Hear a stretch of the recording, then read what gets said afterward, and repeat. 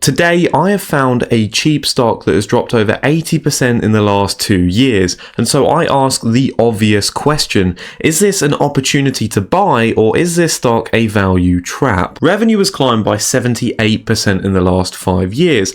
However, profits have only increased by 18% in the same time. In fact, in 2022, profits have fallen by 42%, leading to a shrunk profit margin of 8.8%. That said, free cash flow has remained very consistent, and actually in the last 5 years it has increased by 10%. This suggests that there's an increase in non-operating expenses which are impacting the profits but not the free cash flow. But are investors seeing something that we aren't? Could this company go bankrupt? Well, we can see that debt has stepped up significantly, with it doubling since 2019. In 2022, this is 4 times greater than the annual profits for the year and is of some concern. Although equity has grown by 32% in the last 5 years, it has helped subdue the increasing debt to equity ratio of 51%.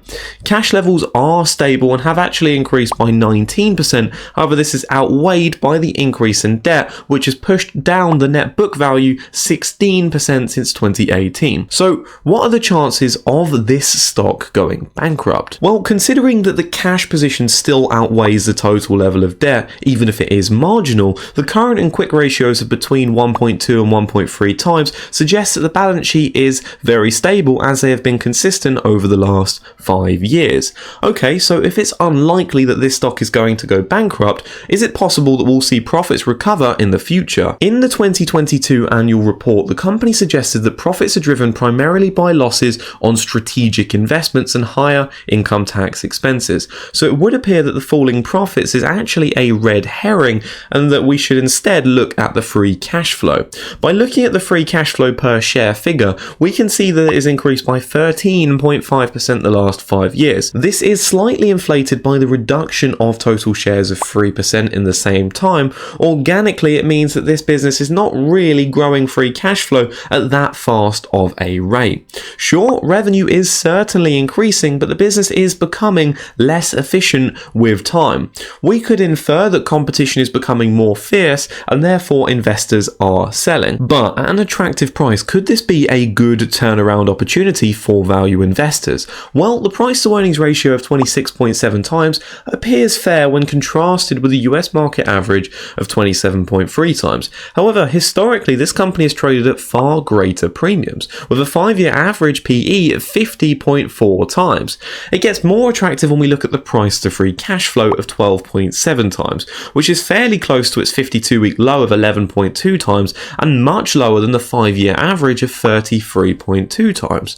This might suggest that the stock is good value, and if it were to restore its finances to former glory, then shares could be priced at more of a premium, suggesting that there could be some upwards potential on this stock. Okay, so the stock looks like good value, but what do the most recent results suggest? Is it possible that earnings can fall further, or in fact have earnings recovered? Year to date, in Q3, revenue has increased by 8% over the last year. Over the last 2 years, it's increased by 18%.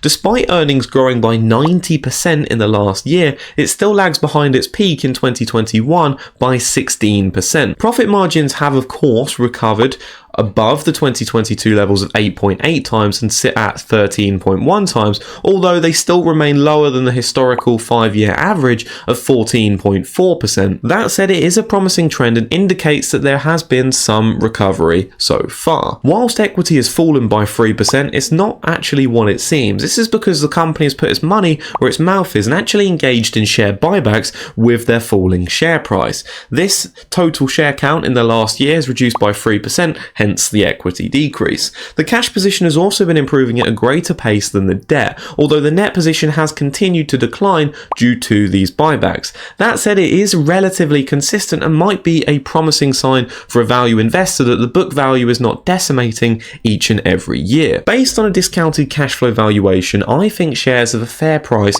around $69.24. Whilst they do have a good subsidiary named Braintree, they charge relatively high fees for for such a quality platform.